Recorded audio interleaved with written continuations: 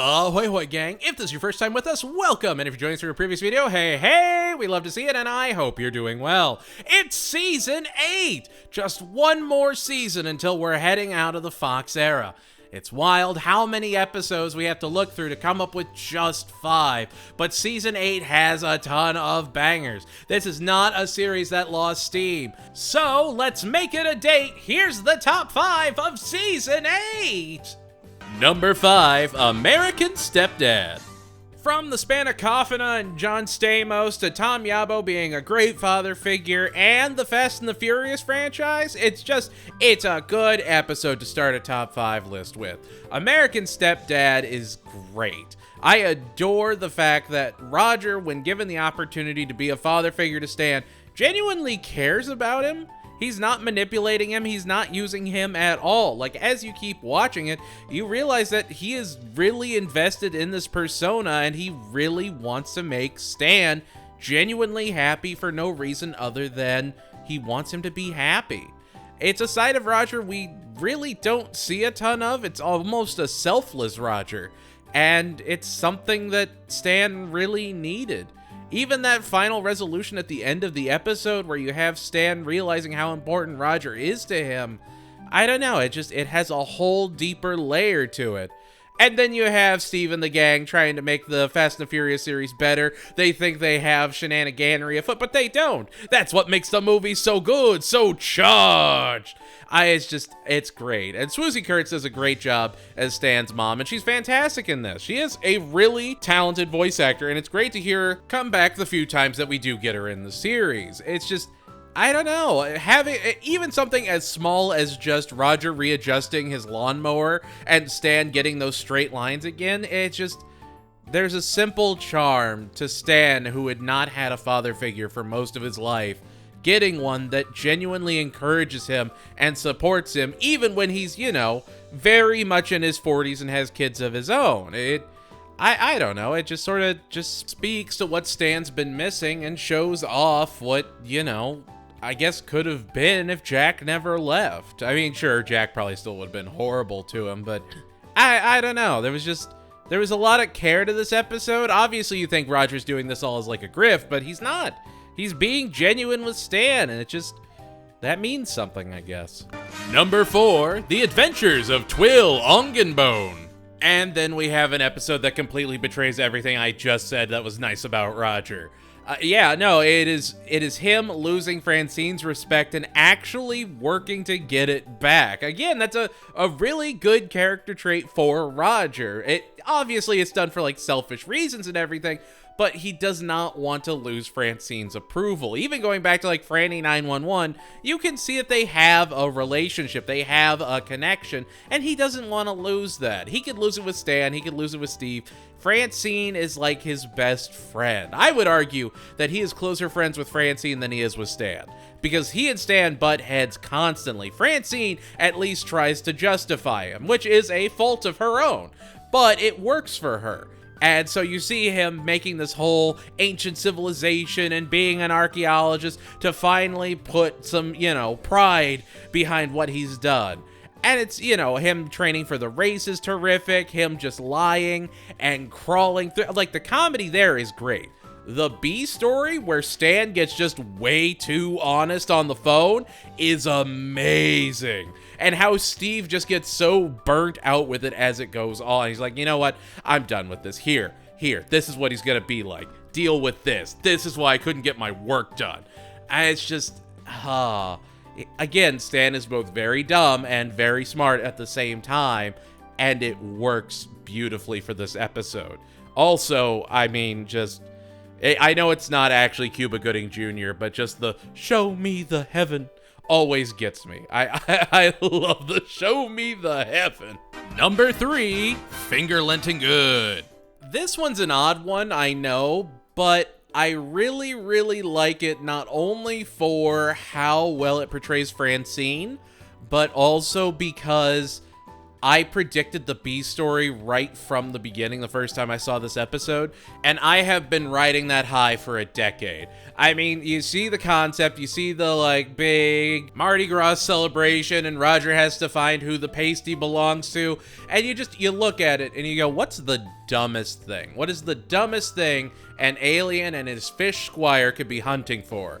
And I was like, you know what? It's gonna be a cow. He's gonna put it on, like, an udder. And sure enough, that's where it was. It went right on an udder. And I was like, you know what? I've done it.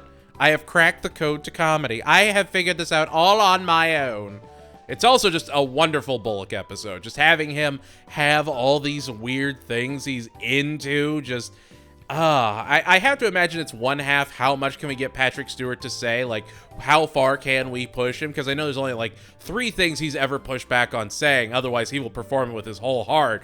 But it's also, how can we make Bullock just this ludicrously out of this world character and have him have this grandiose appeal to him? And it really works for this. You get to see them all fighting over, you know, Steve crying, Jeff giving hugs, which is weird and great. I don't know. There's a lot of idiosyncrasies to the family that are shown off and almost celebrated here. And it just makes Finger Lenting Good a great ride. Yeah, the B story, the more times you watch it, gets a little dumb, but it's fine for me.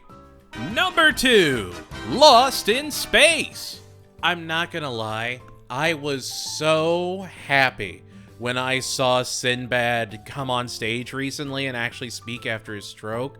I just seeing him about trying to get his strength back warmed my absolute heart, because he is an absolute comedy legend who dedicates himself wholeheartedly to anything he's in, including this episode.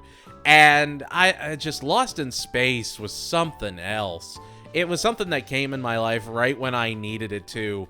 It introduced me to the Majestic and Wax Fang. It introduced me to just really appreciating Jeff on a deeper level.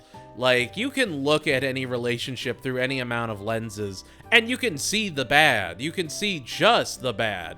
Or you can see the good. You can see that, you know, any relationship is going to have its ups and downs, its pros and cons. You are never going to be completely happy, but you just need to find someone that you can spend the rest of your life with that makes your life worth living just that much better. And here, you know, they show you all the horrible things Jeff has done. They show you that Jeff can be insensitive, but at the end of the day, he loves Haley more than anything. He wants to get home to her. He is willing to travel across space and time to be next to the woman that makes him the happiest thing in the world. And it's just, you don't see that. You don't, like in Family Guy, Peter, I would never believe, would go after Lois in a new season. I imagine he would just make peace and move on. But they don't do that with Haley's stoner boyfriend. They show that he would do anything to get back to her. They show that even as he's cosmoses away, he's still trying to stay faithful to her, even though he knows he'll probably never make it home. You can say he's being stupid, you can say he's being dumb, but this is the most determination we've ever seen from Jeff, and we will probably ever see, other than when they, you know, realize the storyline. But it's great. It's great to have Jeff and Sinbad teaming up, exploring the galaxy, and having Jeff actually have feelings for Haley elevates the show as a whole that much higher. Also, Wax Fang is just great. And number 1, Blood Crieth Unto Heaven. I know Lost in Space is going to be a lot of people's number 1 of the season, but I can't put it there because Blood Crieth Unto Heaven exists. That is an episode that I absolutely adore, just because of how experimental it is and because of how much attention to detail there is. And I've talked about this before. I've gone in length on why this episode is amazing, so I'm gonna do it again because this is my video and I can talk about what I want. Blood Crieth Unto Heaven is a perfect explanation for why I think American Dad is smarter than, say, Family Guy or The Simpsons, because they are putting in attention to detail to, like, theater works that Even though I've never worked on stage productions, I am familiar with the elements behind them, and it's just so beautiful. They did not have to do live action bits with Patrick Stewart as little breakaways before going back into the episode. They didn't have to have just a bunch of different set pieces. They could have just said, oh, this all takes place on a stage, here we go. But like, they do rain as different strings just shaking back and forth. They do special waves for the hot tub. It's all these small touches. You have hands slipping over the curtain accidentally that don't need to be there. If it was made in a sterile environment, if it was made just for the sake of getting a joke across, it would have never been made. This is something where they had an idea for the entire concept of the episode, and they delivered on it. Like, you can say, well, the A story about Stan and Jack and all that doesn't line up with anything. I'm like, that's fine. You can also argue that it does. You could argue that it's why he hates clowns. Or his birthday. You can argue the whole Haley, Roger, Bullock story, B story doesn't make any sense. But also, again, this is a play of American Dad. None of this is gonna make sense, none of this is on brand, and all of it works. Blood Crieth Unto Heaven is just... I know this is gonna sound dumb, I'm sure I'll get hate comments for it, but it's just art, okay? There's so many times people say that adult animation is basic, that it's simple, that it appeals to the dumbest, denominations amongst populations. And I couldn't disagree more. I think if we look in the right places, if we see what's being done before they're browbeaten into, making something that the common denominator can enjoy, you're gonna see creativity afoot that absolutely shines. American Dad would not be this good if it was as popular as Family Guy. It would have had to have changed something to maintain its popularity like Family Guy has. Instead, we get genuinely creative episodes, genuinely creative comedy that shines through the show. Now, of course, I want it to be as big as Family Guy now that we have all these wonderful episodes, but the fact that it didn't get too big too fast is perfectly showcased here. Blood Crieth Unto Heaven is just absolute art. And there we have it, Dadders. That was the top 5 of Season 8. What was your top 5? Anything you think I was right on, wrong on? Let me know in the comments below. And if you liked what you saw, make sure to like, comment, share, and subscribe. And remember, members and patrons get this content early, only $2 a month to be a part of our wonderful program, and join this list of incredible people that keep this channel going.